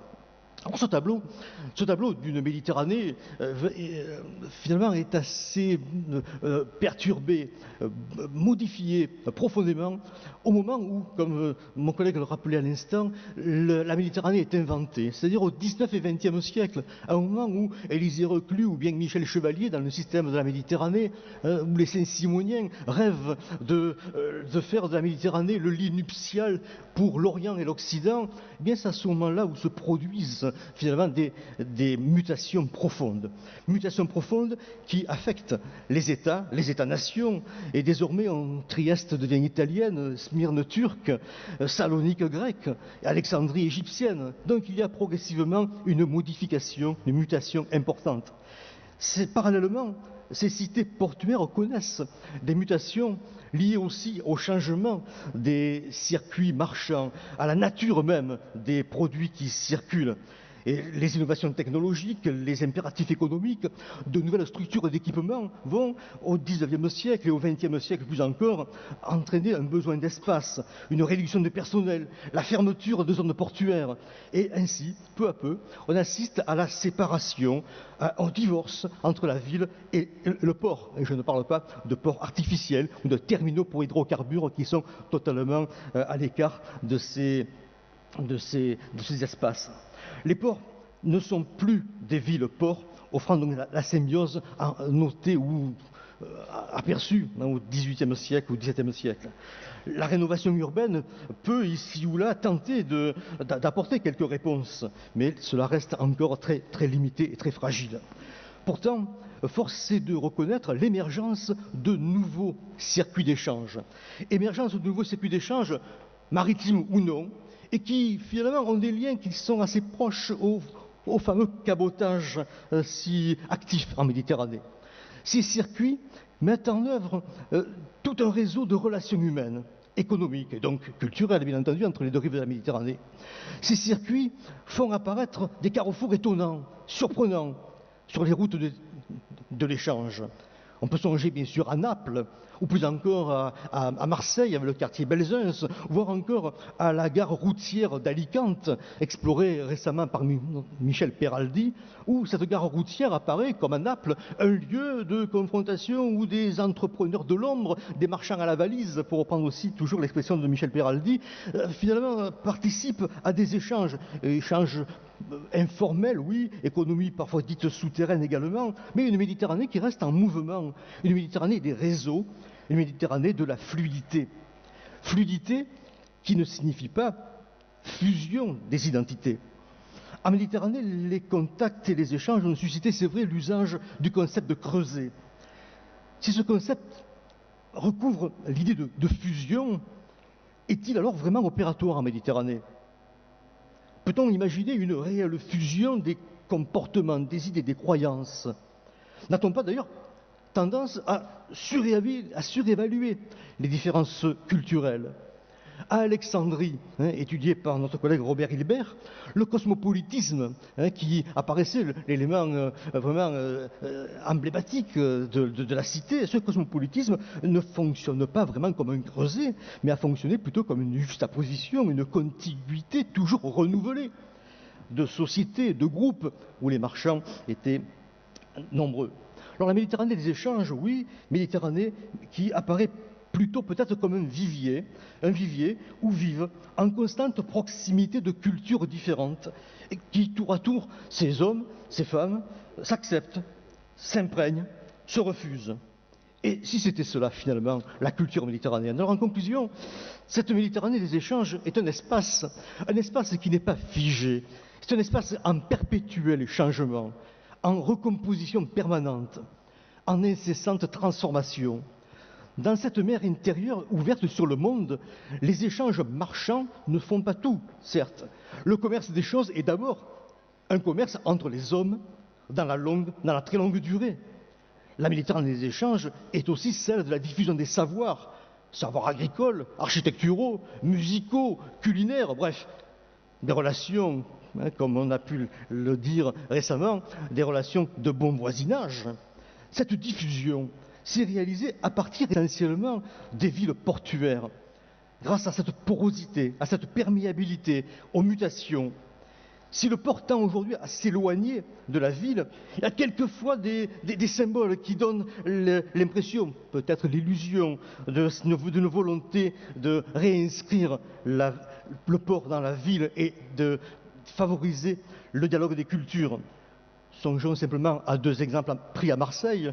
La Fiesta des Suds, bien avait choisi les docks avant leur récent incendie pour accueil. La criée sur le Vieux-Port, ce lieu emblématique s'il en est, est celui choisi pour les rencontres d'Averroès. La Méditerranée donc apparaît aussi comme un moment charnière de son histoire. Un moment charnière, moment aussi peut-être difficile si l'on songe aux péripéties catalanes récentes. Son devenir s'inscrit assurément dans les mystères du XXIe siècle, mais il constitue un défi pour éviter que se dressent sur son pourtour les murs de l'incompréhension, pour éviter ce que Thierry Fabre appelle le choc des ignorances. Il s'agit de créer un véritable espace humain commun. Vivre ensemble, tout simplement, n'est-il pas préférable pour cela de cultiver des valeurs communes, de respecter les identités, de se mettre à la place de l'autre et de gérer les proximités culturelles plutôt que de vouloir rechercher, façonner, forger une impossible ou une improbable identité commune. Merci. Je vous remercie. Merci Gilbert Buty d'avoir tracé cet extraordinaire échange, cette interaction. On a parlé des religions, l'économie, la mer Méditerranée, tout ce qui s'est passé. Quant à l'identité, c'est encore un long chemin. Je voudrais en profiter pour saluer l'arrivée de M. Éric Fournier, qui est conseiller du ministre des Affaires étrangères, Philippe Douste-Blazy. Je vous rappelle que les rencontres sont placées sous le patronage du ministère des Affaires étrangères. Je voudrais donner la parole à M. Kenan Gürsoy, qui est professeur de philosophie et doyen de la faculté des sciences et lettres de l'université de Galatasaray à Istanbul, qui va nous parler de l'éthique interreligieuse et interculturelle. Éminence, sujet s'il en fut. Mesdames et messieurs, chers amis, Méditerranée d'histoire, Méditerranée d'échanges commerciaux, Méditerranée de religion, mais maintenant Méditerranée de valeurs.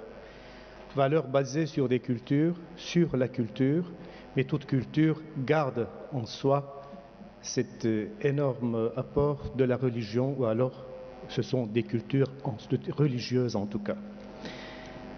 Donc, je vais parler de l'éthique interreligieuse et de l'éthique de la morale, si on peut dire, qui peut nous faire contacter entre nous, et de cette morale telle qu'a été vue, pourrait être vue par les musulmans. Et je vais situer mon exposé surtout sur le soufisme, qui est la tradition à la fois culturelle, à la fois artistique et mystique de l'islam. Donc, tout dialogue interreligieux suppose une éthique interreligieuse. qui nécessite une prise de conscience éthique.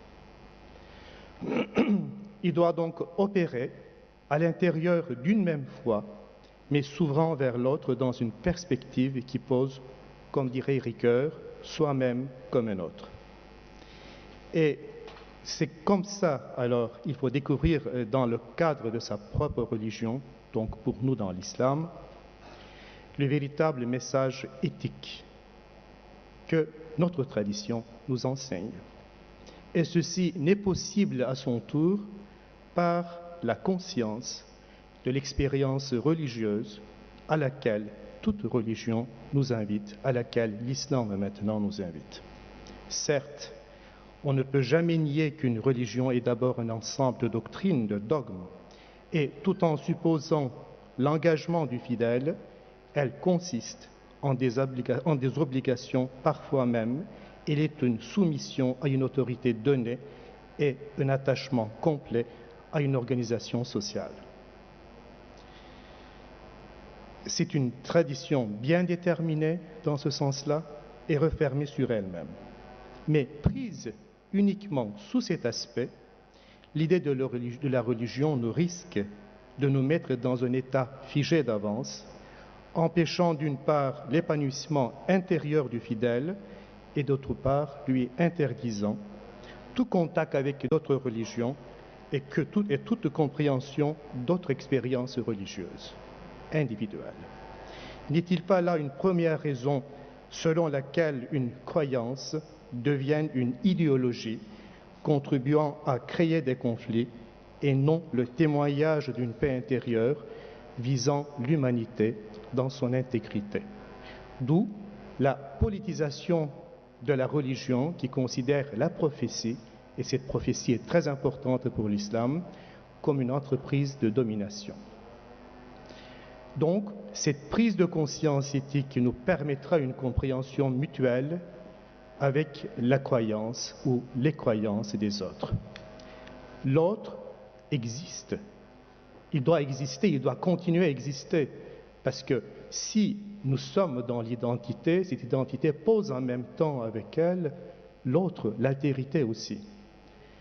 Inutile de dire aujourd'hui, le prochain auquel nous devons reconnaissance et amour ne pourrait plus être considéré dans les limites d'une même communauté religieuse unitaire, et c'est là une des épreuves cruciales de la conscience éthico-religieuse de notre siècle.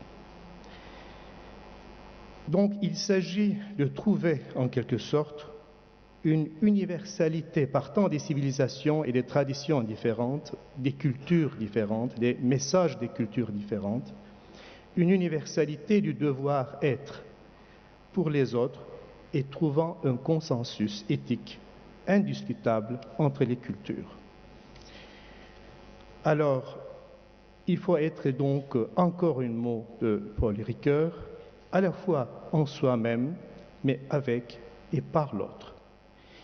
L'universalisation, si on doit parler de l'universalisation, devient ici donc tolérance et le respect envers les autres religions. Et donc, c'est la question principale que je dois poser. Y a-t-il dans l'islam une possibilité pour une telle vision qui amènerait d'abord à la tolérance, au respect, et ensuite au contact pour et avec les autres? Autrement dit, peut-on parler de l'admission de la différence au sein même de l'islam? Nous pouvons évoquer en premier lieu cette importance que le Coran même donne à la personnalisation de la croyance en soulignant la responsabilité personnelle du croyant. Je cite le verset 105. « Ô, vous qui croyez, vous êtes responsable de vous-même. Celui qui est égaré ne vous nuira pas si vous êtes bien dirigé. » Un second verset coranique, 17-15. « Nul ne porte le fardeau de l'autre. » Nous devons parler en second lieu que cet ordre même qui indique que l'islam doit respecter les différences, donc cet ordre très important, le Coran 2, 256, pas de contrainte en religion. On ne peut pas donc forcer les autres à croire, ni enlever le droit à la différence religieuse. Alors là, j'arrive à un principe très important, et même le principe principal de l'islam, qui est l'unité, la notion de tawhid. Ce critère est fondamental de l'islam et à l'islam. On peut même dire que l'islam se présente comme la religion de l'unité, car elle se soucie d'une harmonie spirituelle et culturelle. Mais cette unité n'enlève nullement la multiplicité qui lui est sous-jacente, car il s'agit, d'après les musulmans, d'une unité qui trouve son essence dans l'être même d'une transcendance, cette transcendance étant Dieu, cette transcendance devant englober en même temps, dans son idée même, le même et l'autre. Nous devons donc affirmer que cette notion de l'unité s'impose ici, non pas pour refuser la multiplicité, mais pour dépasser vers sa réalité même. Le dépassement s'effectuant en vue d'un principe universel et d'une vérité beaucoup plus essentielle, qui n'est rien d'autre que la transcendance divine. Donc, j'arrive donc aux soufis. Chez les soufis, ce principe évoque d'une part Dieu dans ce qu'il est être nécessaire, dont dépend entièrement toute chose du point de vue de l'existence, et d'autre part l'unicité de tout ce qui a été créé, et car en elle, l'univers apparaît divinement. Donc nous cherchons une harmonie fondée sur l'unité de Dieu et sur l'unicité de l'univers dans sa réalité. Ce principe de l'unité, si nous devons considérer au sein de notre propre éthique islamique, cette notion d'unité devient la tolérance, car dans l'islam, il n'y a pas de distinction en ce qui concerne l'identité purement spirituelle des différents envoyés de Dieu. Il y a donc une unité fondamentale de leurs relations, de révélation, et tous les envoyés peuvent donc être considérés comme appartenant à une unité essentielle. Quelques versets coraniques. Dites, nous croyons en ce que l'on a fait descendre vers vous et en ce que l'on a fait descendre vers nous. Votre divinité et notre divinité sont une et nous lui sommes soumis. Donc c'est la soumission à Dieu même. C'était le verset 29-46. Un second verset, 236, dites, nous croyons en Dieu, à ce qui a été révélé, à Abraham, à Ismaël, à Jacob et aux tribus, à ce qui a été donné à Moïse et à Jésus, à ce qui a été donné aux prophètes de la part de leur Seigneur. Nous n'avons de préférence pour aucun d'entre eux. Donc, le soufi, partant de cette unité et de cette considération de cette unicité, veut nous amener à une intériorisation de ce principe de tolérance et de respect qui se révèle comme une attitude individuelle maintenant et qui ne se limite pas au niveau doctrinal, pour devenir un état conscient vécu en tant qu'expérience religieuse. Donc, il s'agit ici de demander pour le soufi, qu'en est-il de l'homme existentiel? C'est le domaine propre du soufisme. Donc il faut dépasser le seul conformisme défini par un simple sentiment de devoir pour faire corps avec la doctrine, les dogmes si on peut dire. C'est le soufi qui essaie de faire à l'intérieur de soi-même. Ce dernier, sachant que la doctrine joue le rôle d'écorce, mais tend à un approfondissement de son propre être, qui est le lieu de dévoilement du sens caché, du sens profond de la révélation. Donc il faut donc trouver pour lui le Coran vécu dans son intérieur. L'expérience religieuse pour lui pour ce soufi en s'intériorisation, en intériorisation le message, c'est aussi une expérience éthique qui cherche la véritable dignité humaine, qui cherche au fond de soi-même l'homme parfait, autrement dit insan kamil, l'homme universel. C'est une universalité qui est retrouvée, qui doit être retrouvée au tréfonds de son être. Donc, il n'y aura pas de dignité humaine possible pour un soufi sans la rencontre intersubjective, existentielle, avec les fidèles appartenant à des autres religions différentes. Peut-être s'agirait-il d'une rencontre, non plus entre les religions, mais maintenant entre les croyants et les religieux.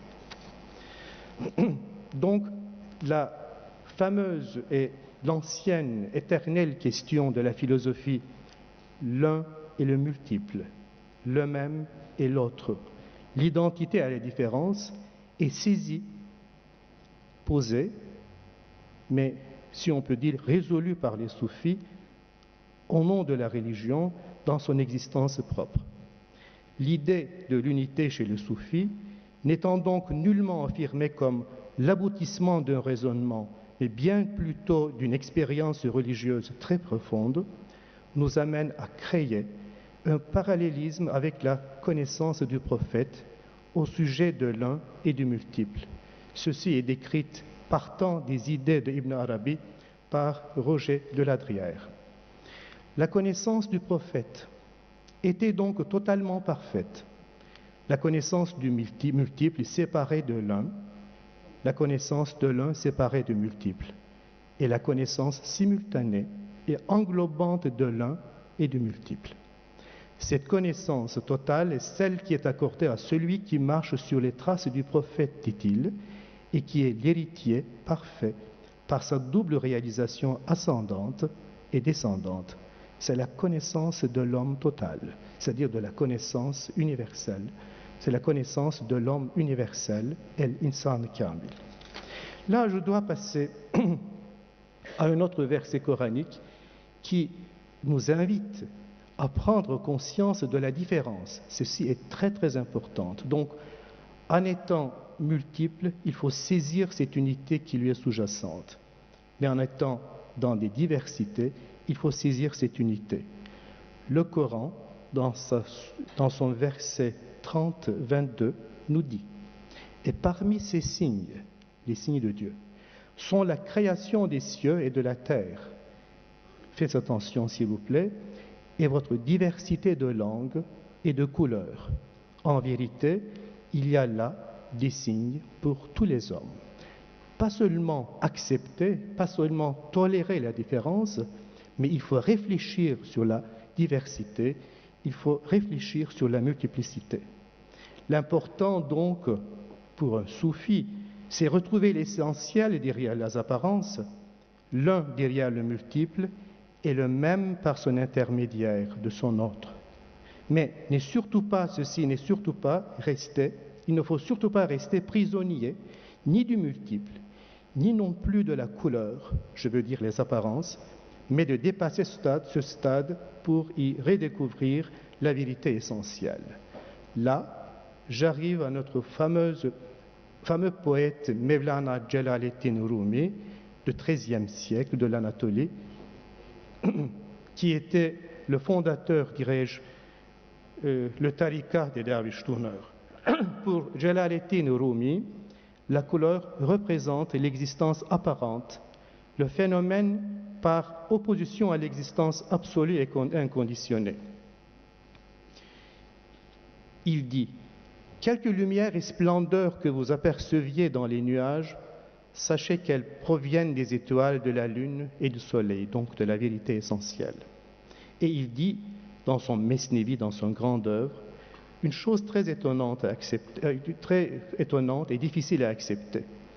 Il dit, depuis que l'absence de couleur, c'est-à-dire la pure unité, est devenue captive de la couleur, donc du monde phénoménal, un disciple de Moïse est entré en conflit avec un autre disciple de Moïse. Et il continue.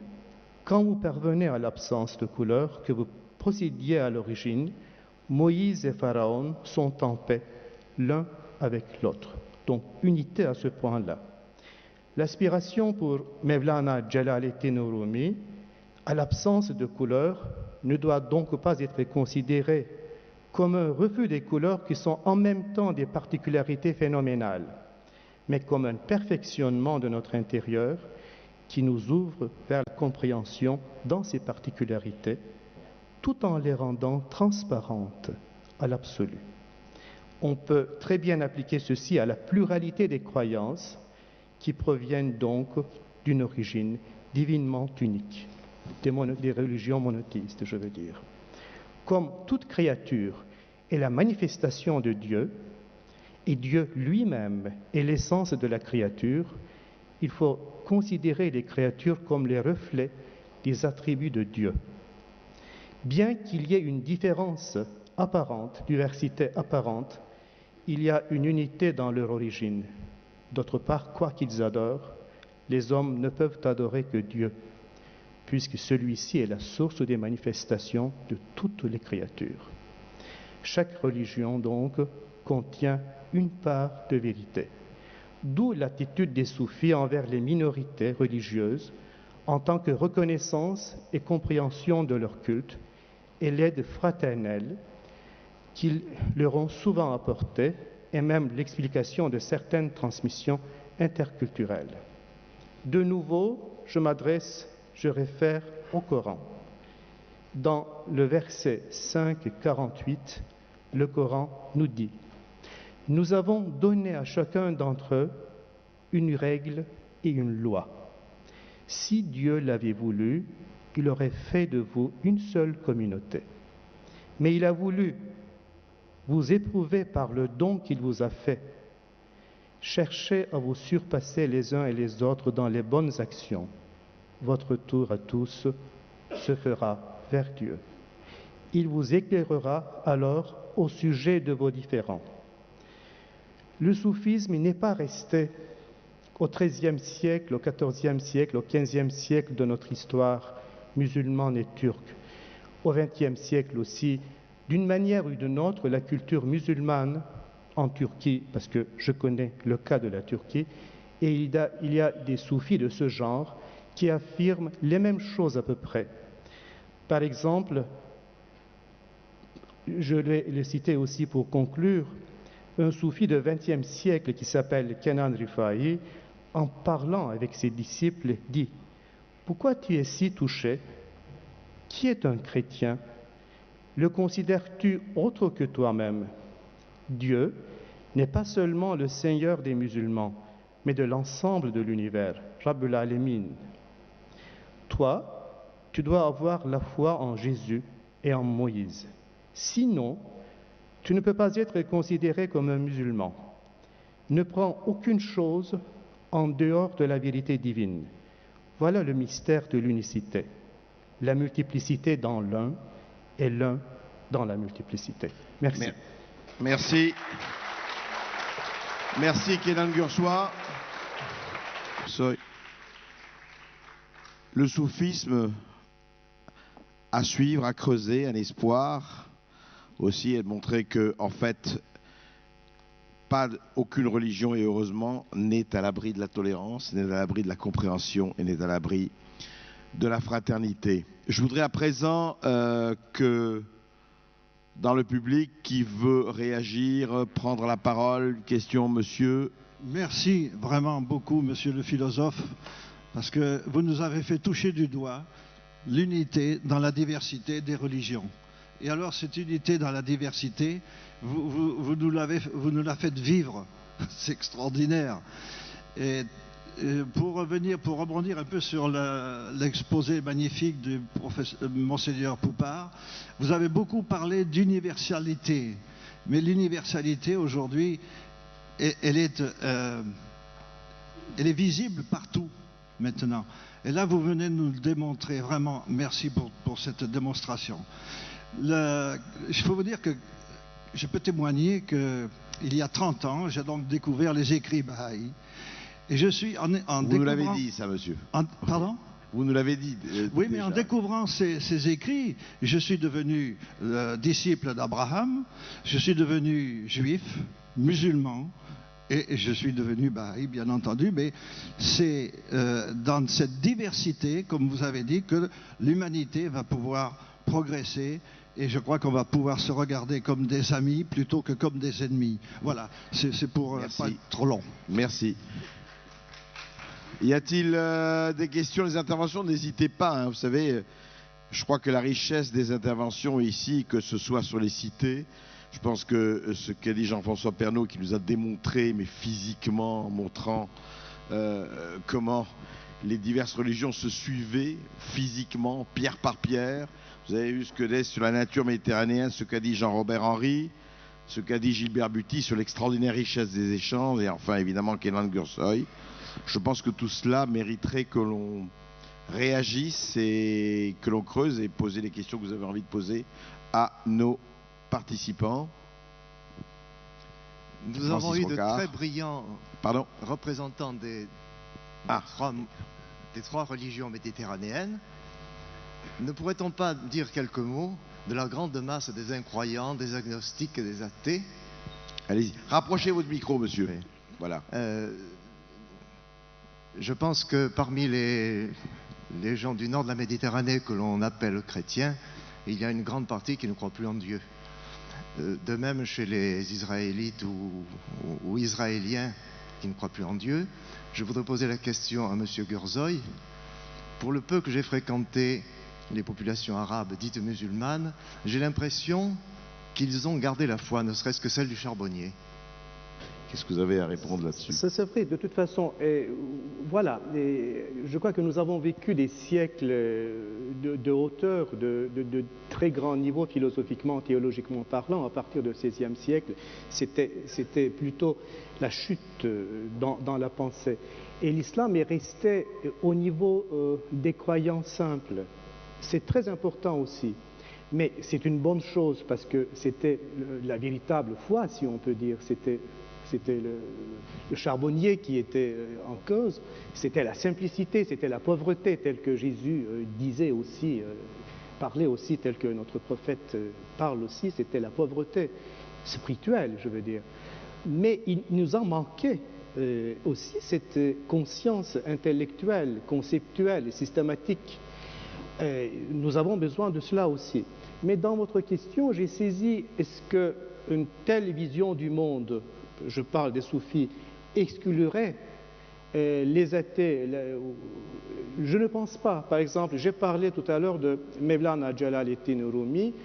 Et il est mort en 1273 et donc il est vécu à Konya, dans le centre de l'Anatolie. Des gens, je dirais des gens comme théologiens et qui n'avaient pas d'esprit aussi ouvert que Mevlana, plaignaient Mevlana en disant voilà, il est en train de dire qu'il est ensemble avec 72 nations pour dire la diversité. Et quelqu'un s'est fâché, s'est mis en colère, s'est adressé à Mevlana. Pourquoi tu fais ça? Pourquoi tu dis que tu es avec 72 nations en colère? Lui, il a répondu, je suis avec 72 nations, mais je suis avec toi aussi. Donc, cette diversité, cette multiplicité, d'après les soufis, je pense, engloberait même des gens qui ne croient pas tel que nous croyons. Mais pour la seconde partie, est-ce que l'islam devait continuer dans cette simplicité, dans la foi de ce charbonnier? Non, je ne pense pas. Il faut garder cette simplicité, cette pauvreté spirituelle devant Dieu, mais il faut que nous rendons philosophique aussi notre croyance. Ceci était justement jusqu'au XVIe siècle. C'est notre grand problème. C'est comme ça que nous n'arriverons pas à faire face à des problèmes intellectuels et scientifiques et philosophiques, et même mondiaux, terrestres, qui se posent actuellement, qui se sont posés récemment pour nous. C'est pour ça que nous sommes trompés, comme nous n'avons pas fait de philosophisation, d'intellectualisation de notre foi, nous nous sommes trompés et nous avons fait de la terreur, je pense. Je vous signale simplement, pour ceux qui ont entendu les deux conférences, que les athées et agnostiques ont aussi droit à la parole. Hein. Ne vous sentez pas persécutés ici. Oui, Francis Rocard, voilà. Oui, moi, un bon exemple. C'est juste une remarque sur les échanges maritimes présentés par Gilbert Bulty, c'est que c'était extrêmement vivant, extrêmement riche, mais vous avez peut-être omis de dire que qui dit échange maritime dit paix et prospérité. Or, en Méditerranée, sur la mer, c'était parfois extrêmement dangereux de se promener. Et il y a eu des périodes où il y avait très peu d'échanges parce que les bateaux étaient systématiquement piratés, etc., etc. Donc, on a vécu, et c'était à la fois géographique et temporel, des périodes où le commerce s'amplifiait et puis des effondrements totaux quand la sécurité n'était plus garantie. Donc, commerce, oui, mais pas tout le temps.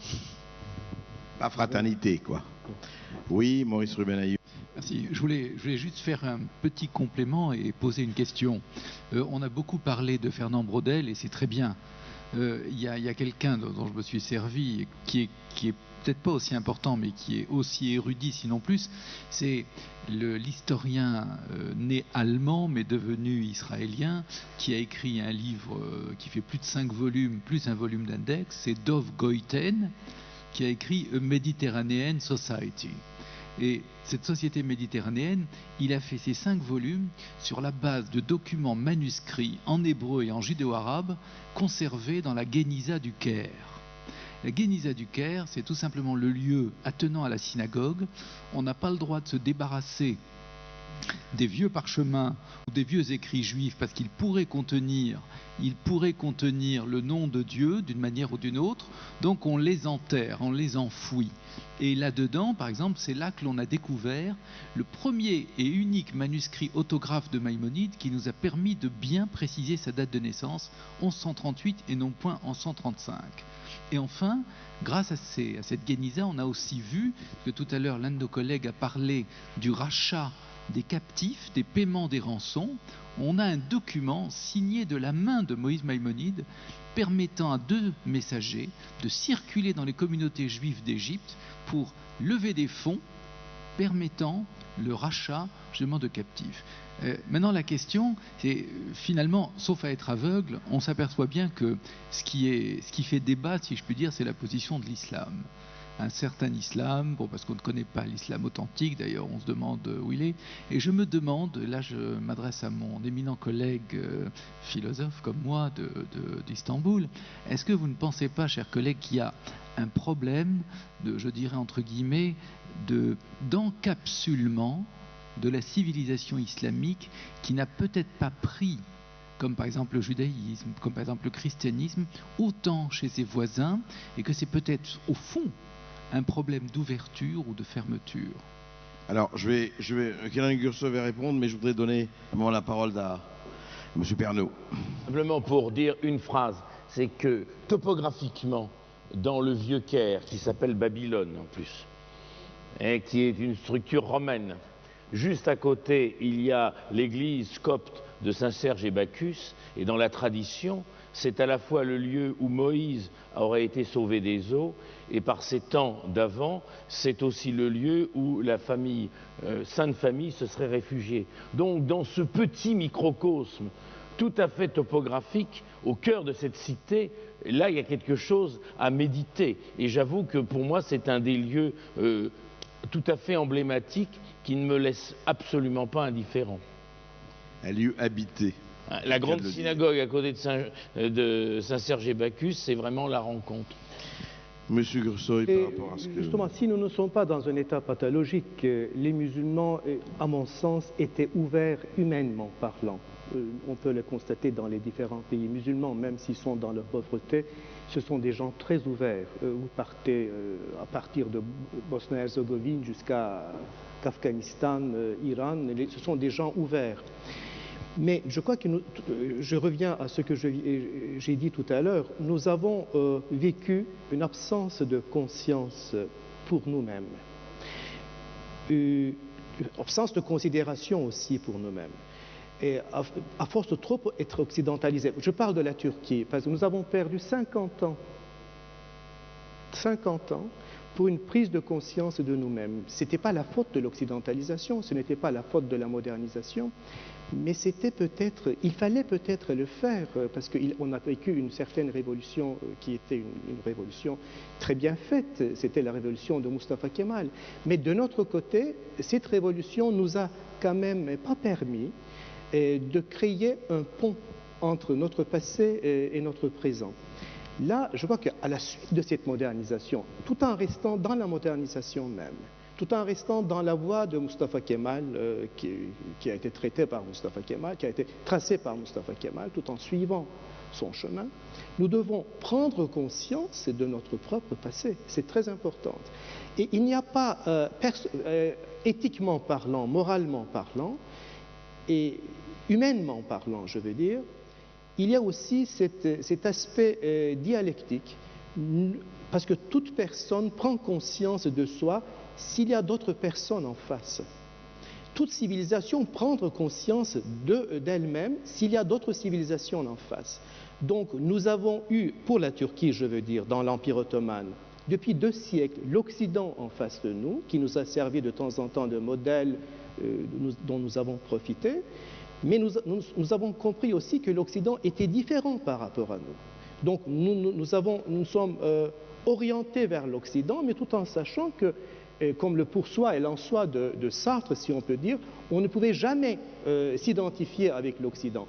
Je crois que c'est une bonne chose pour nous. Nous nous comprenons par rapport à cette distance. Et humainement parlant, nous comprenons maintenant qu'est-ce que ça veut dire la civilisation pensée, réfléchie, en réflexion.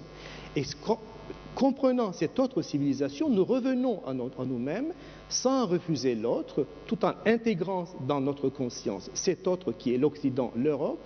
Nous cherchons, nous faisons des fouilles, si on peut dire, intellectuellement, scientifiquement, historiquement et existentiellement, dans notre propre culture. Je crois que ça va donner des bonnes choses pour la Turquie. C'est pour ça que nous soyons entrés en Europe ou pas entrés en Europe, dans la communauté européenne, c'est une très bonne chose pour la Turquie de vivre cet élan vers l'Occident. Peu importe si un jour nous sommes intégrés ou pas.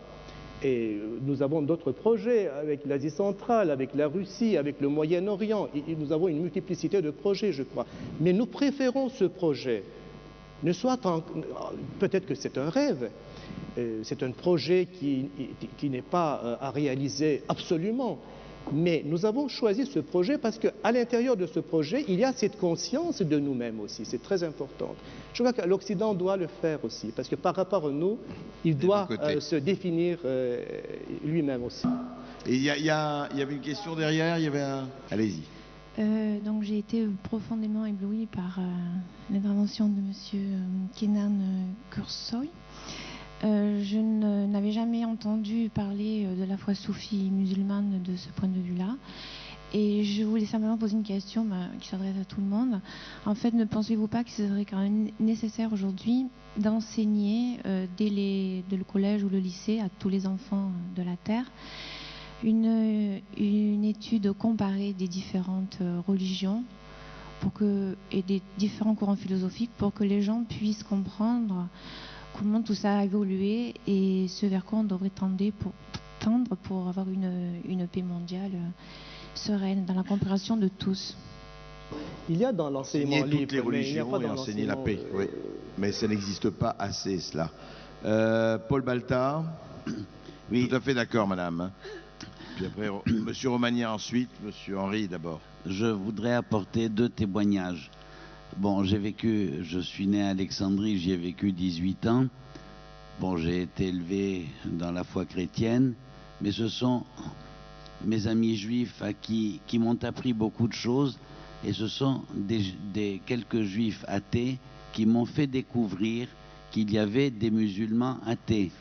Simplement, dans le contexte, ils ne s'en vantaient pas.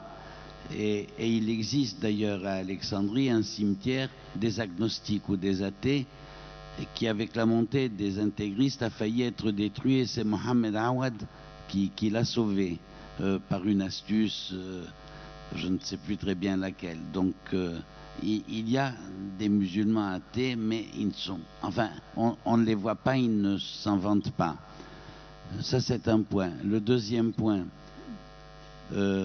j'ai été mis en contact récemment avec Carmen Weinstein, qui est la présidente de la communauté juive du Caire, qui a découvert un livre que j'ai lancé et que j'ai dirigé avec Catherine Dana et Régine Docquois sur la Méditerranée des Juifs, qui a paru en 2003, dont le but était de montrer justement dans cette période actuelle d'antisémitisme combien les communautés juives au Maghreb et au Proche-Orient, en tout cas au Maghreb, ont coexisté et coopéré avec les Arabes, on l'a évoqué tout à l'heure. Et Carmen Weinstein vient de lancer un appel en anglais pour la fondation une fondation pour la préservation des biens des Juifs d'Égypte.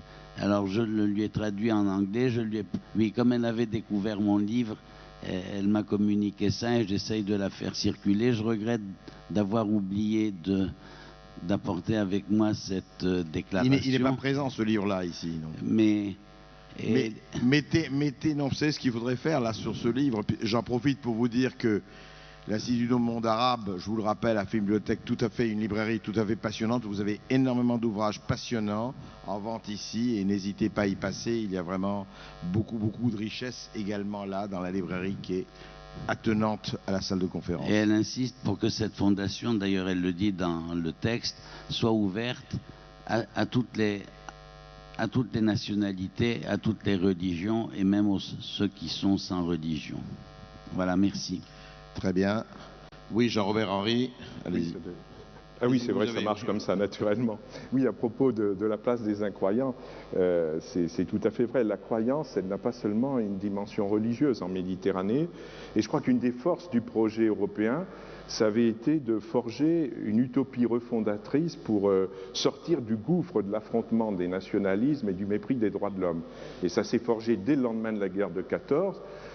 Ça a inspiré vraiment la réalisation pas à pas du projet européen. Et ce qui manque terriblement quand on considère la Méditerranée et qu'on compare le système européen à ce système méditerranéen inachevé, c'est effectivement, il manque d'utopie fondatrice.